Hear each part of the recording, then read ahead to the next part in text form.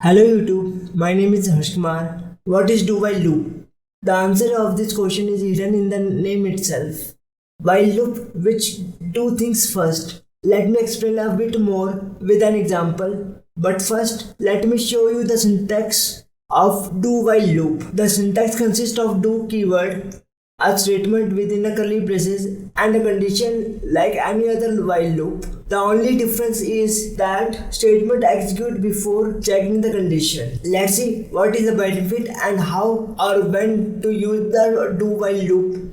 Let me comment this syntax first. So in this code snippet we have declared a variable iteration value is equal to 1. This is the initial value and a do keyword with the curly braces. In the curly braces we write document.write method to display the string I love CodeFusion, and after it iteration value plus plus.